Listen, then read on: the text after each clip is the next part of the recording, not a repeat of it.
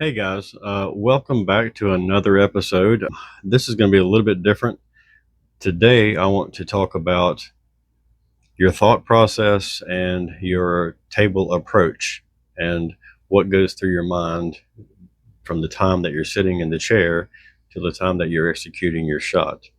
Now, this is completely about the mental side of the game.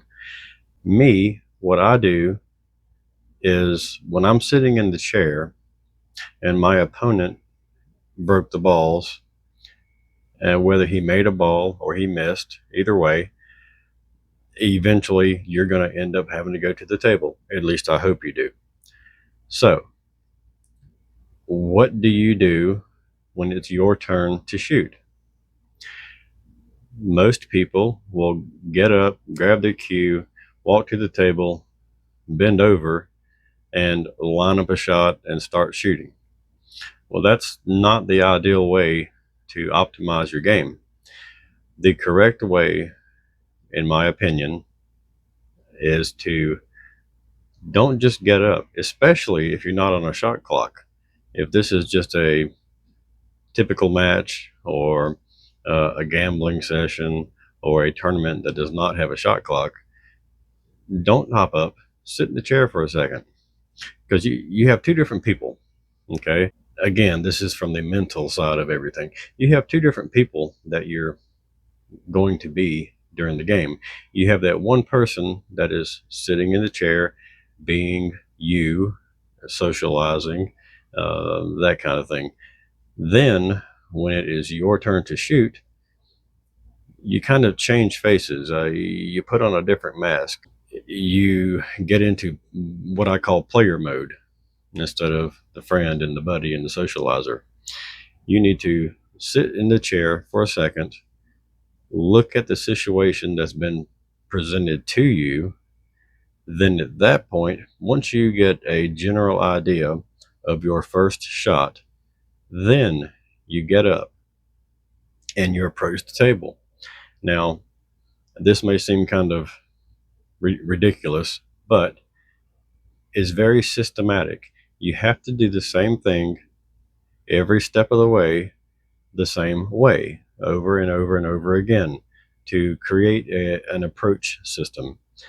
Like me, for example, when I'm in a tournament, I go through a very specific process. I will sit in the chair, I will look at the table, I will establish the first shot or get a rough idea of what I need to do, and then I'll stand up. And when I stand up, I grab my cue first. Then I stand up, and when I do, I stand up on the same foot every time, and I approach the table with the same amount of steps and the same process and things like that. Keep it very robotic.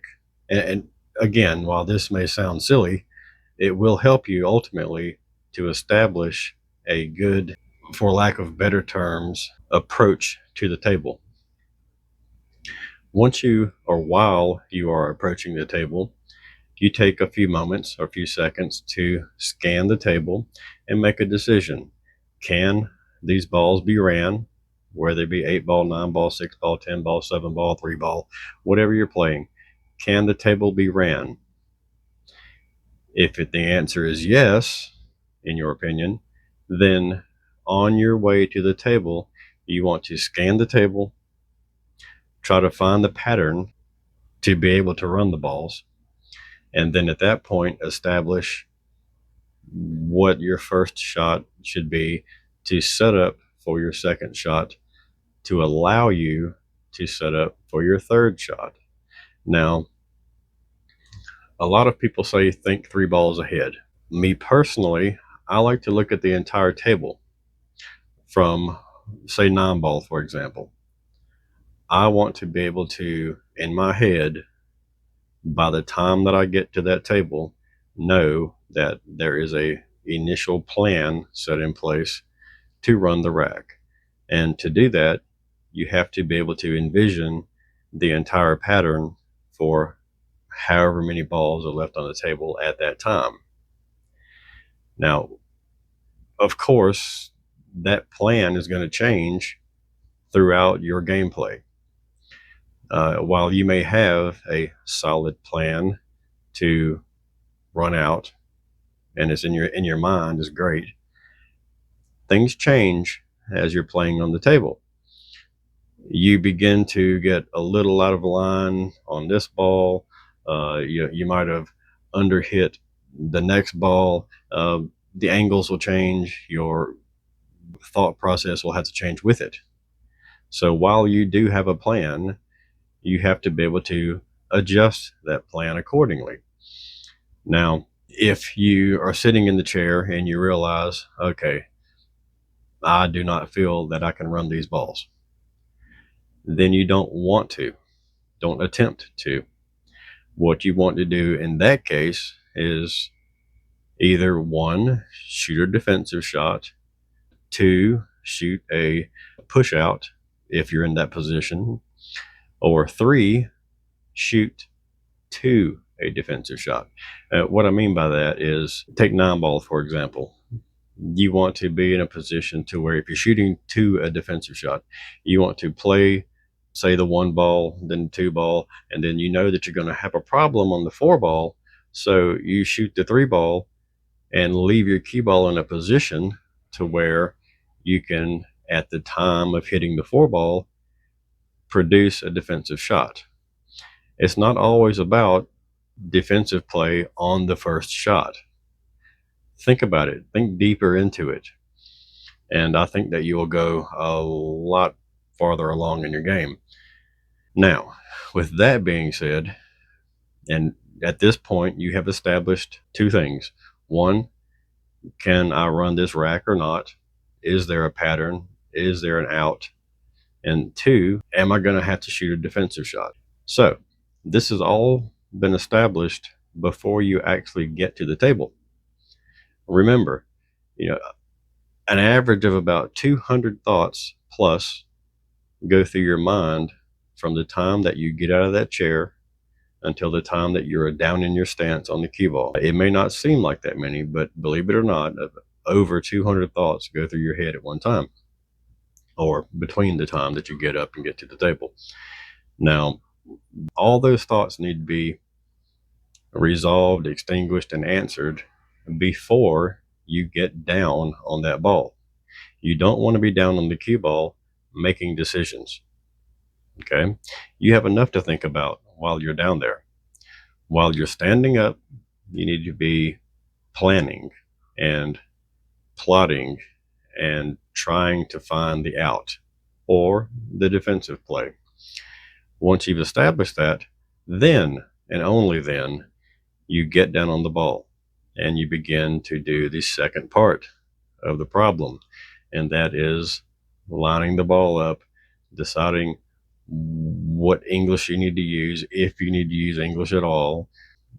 I'm a firm believer that, and this is going a little left field, but it's a good time to say it.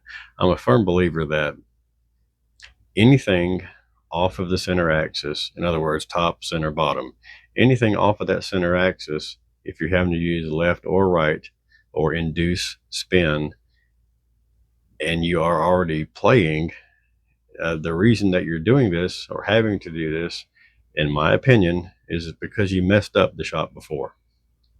You should always be, if you're in control of the game, you should always be in a position to where you can use top, center, bottom, or a variation in between to accomplish what you want to accomplish. If you get yourself in line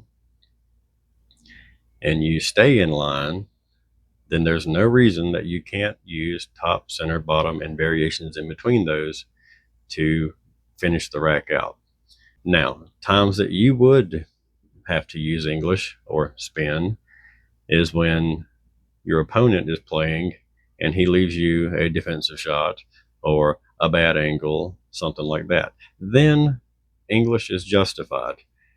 You'll have to get up there and potentially maneuver the ball in a situation to where you have to put extreme left or extreme right or a variation of in between that to even make a good hit.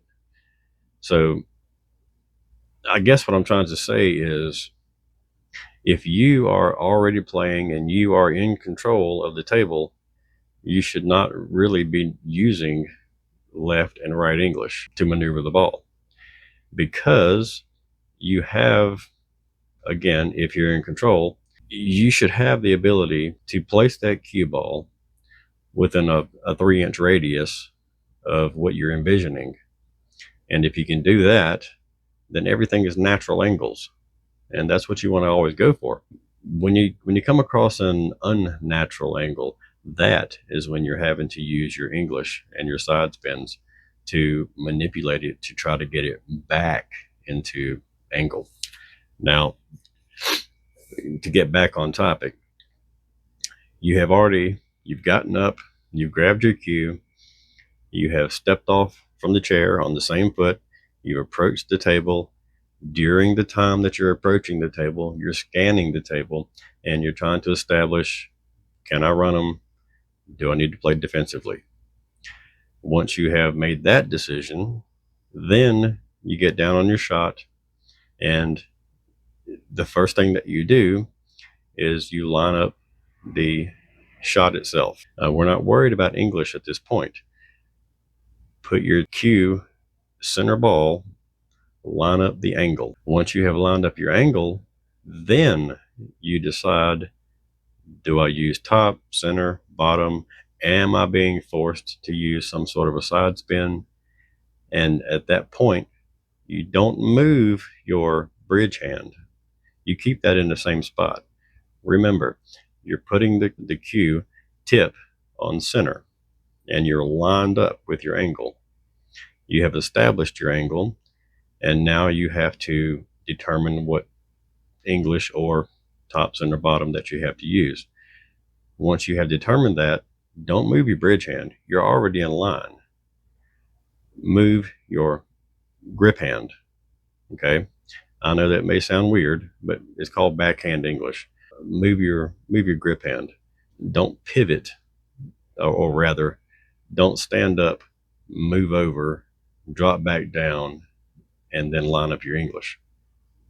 Line up your English or positional play, if needed, with a pivot motion from your grip hand. Your bridge hand, sorry, my nose is itching.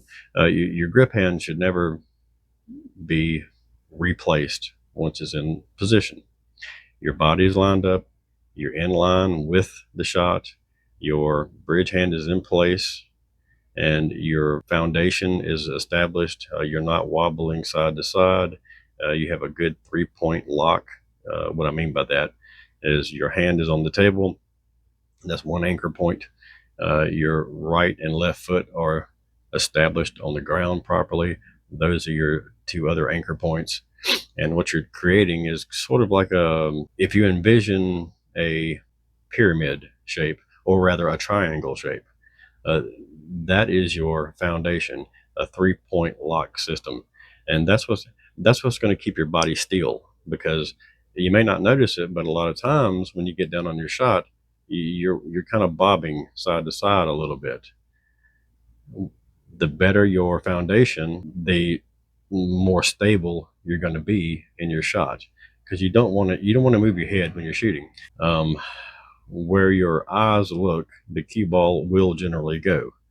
Now, that is not set in stone, but that is a general rule, and you want to have the ability to be in a position to where, one, you're comfortable, two, your stance is solid, you have a good foundation, and three, you're not bobbling all over the place. Now, once you've established that, then you can begin to think about, how hard do I need to hit this ball? How much speed do I need based on the environment of the day to get the cue ball to end up in a position to where I have the proper angle on the next ball? That's a kind of a twofold thing. You want to, one, pocket the ball, your object ball, two, be in a position to where you can shoot your next ball, but also with that position, it should be in a position to where you can get angles and shape on the fourth ball. Okay, so it's not always about thinking three balls ahead. Sometimes you need to think the whole table ahead. It really just depends on the situation at hand. The other part of this is keeping in mind that you are not playing an opponent. It is only you and the pool table. Okay, yes, you have an opponent, but he doesn't exist. Okay, in your mind, you have to kick him out. The people that are around you, you got to get rid of them as well. The sounds that are around you, the jukebox, the talking, the loud noises, the disturbances, the people walking by. You have to learn how to put that out of your mind. And to be honest, if you're fully focused in your game and the things that I've already mentioned so far, you should not be thinking about the other things anyway. Always remember that you, during a game, you don't have an opponent. The opponent is you. When your opponent plays his shot and he misses and it's your turn to shoot, when you're approaching that table, every time you get to that table, you have to think, okay, this is where I ended up after the break. What I mean by that, you have to pretend that every single shot that you approach was done by you. If you can do that, then you can effectively eliminate the player or your opponent. And the end goal is you want to be in a situation to where it's only you and the table and what you are left with. Every shot that you end up approaching in your mind should be the shot that you left yourself before, or at least that's the thought process that you should learn how to have. By doing this, you are taking away so many elements of distraction. In the back of your mind, you may be thinking, I need to perform well. I need to impress this guy. There's a girl over there. I need to impress her, make everything make me look good, things like that. Or I don't want to miss this shot. It's going to be so embarrassing if I do. Well, if you're having those thoughts, it's because you are aware of your surroundings, and you don't want to be aware of your surroundings. You want to be aware of what's in front of you on the pool table. All of your focus needs to be on the table, not what's around you. If you can do that, and it is hard to do, and it does take a lot of time and patience to establish the ability to do that. But if you can, I guarantee you, hands down, you are going to, one, you're going to play better. Two, you're going to shave balls off your game. More than likely, you can be anywhere from a ball and a half to 2.5 balls better, simply by eliminating your surroundings, tuning out everything but the table, and you want to envision that it's only you and that pool table. There's no jukebox, there's no opponent, there's no people around you, there's nobody asking for an autograph, there's no pretty girl in the corner if you're single. It's only you and the table. And I do feel, at least in my experience, that if you tune all that out, you have more time to focus. You can only handle so many thoughts in a given amount of time. And you already have a whole bucket full of thoughts that you have to process when you're playing each shot, from shot to shot to shot. It's the same thought process. Now, to cover when to shoot and when to play defensively. Earlier, I mentioned that sometimes you want to pattern the ball out, pattern the rack out, and sometimes you want to say, "Oh, okay, well, I need to play defensively right off the bat." Um, the reason that you do this, especially in non-ball, is you don't want to play down to the last three balls and then know you're going to be in a position that you can't play the ball and then miss and leave him the last three out. Okay. And that happens more often than you think. In your mind, if you cannot run that rack, you are either going to want to shoot a defensive shot initially, potential push out on the break, or play to a defensive shot. But what you do not want to do is run as many balls as you can, look good, and leave your opponent the last 2 or 3 balls. Odds are he's going to beat you in the long run. So you have to think smart, think ahead.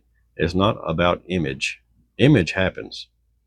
You know, that's going to happen either way. If you're playing well and you're winning tournaments or you're winning matches, depending on what you're doing at the time, the image is going to develop itself. Don't try to establish one. So, just to recap, I'll do this in the order in which, or rather, I'll tell you in the order in which I do things.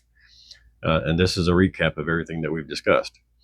You're sitting in the chair, you get up, it's your turn to shoot. You're sitting in the chair, you get up, you start off, you stand up with the same foot every time. You grab your cue, you're walking to the table, you're going through the thought process, you're scanning that table to see if it can be ran, if there's a pattern there or not, what you're going to have to do to keep control of the table. And once you get to the table and you've established all that, then you drop down on the shot, you line it up, then you apply your English, but only with the back grip, with your grip hand, and then you execute. That should be in my opinion, and the way that I do it, and it works very well for me. That should be your initial thought process. And I think if you can maintain that, in the long run, you're going to come out on top. In the long run, you're going to be a better player. Now, again, yeah, this wasn't a very long video, but it was something that crossed my mind, and I feel that it will make you a better player if you can adhere to what I mentioned and what I went over. You might not see results that night. Then again, you might. It's blocking things out and being very strict with yourself and having a specific process is very hard to establish, and it takes time. I mean, I've been playing pool. Let's say I'm 50 years old at the time of this recording, and I have 46, no, 42 years table time. So I've been around the block, and I would like to think that I have a decent game behind me. And I tell you these things to try to help you improve your game. I mean, a lot of people, coaches, other YouTube videos, they don't really go as in depth as I think I do. And the whole intention here is to try to improve your game. I hope you found that helpful. I hope you found that useful. If you did, leave me a comment in the comment section. If you are new to this channel, please take the time to subscribe. I hope that it was very informative for you. I do have a lot of other topics that I would like to cover. Yes, this is a channel that is called Cue Makers Guild, but I am trying to approach this from two different sides. I'm trying to cater to both the cue maker and the player as well. And right now, I'm flooding our channel with a lot of information to the player. And the reason being is because we already have 37 videos for the cue maker and only 13 on player training. So I'm trying to keep them even as we go along. So right now I will be adding more of the educational videos for the player. Now, granted, some of these educational videos that I cover helps the cue maker as well. Like the last video that I did with the balance points, covering balance points. Well, that helps the player. It also helps the cue maker to establish what kind of cue he or she wants to produce. My goal and Ed's goal is to make you both a better cue maker, if you are a cue maker, and a better player. And I hope that we are doing this. I hope you're liking the channel. If you are, please leave us a comment. Please like it, share it to your friends. I think that it's very informative. I think it's very useful information.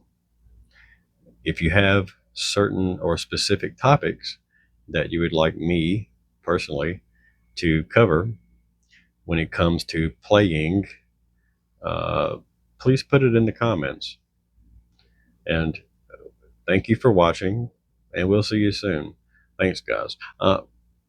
Sorry I'm a little drab today. I've got a toothache, so not very happy and giggly.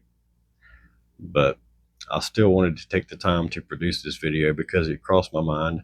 I think it's a good topic, and I think the way I presented it and it will help you in the long run. But either way, have a great day, guys, and I'll see you next time. Thanks.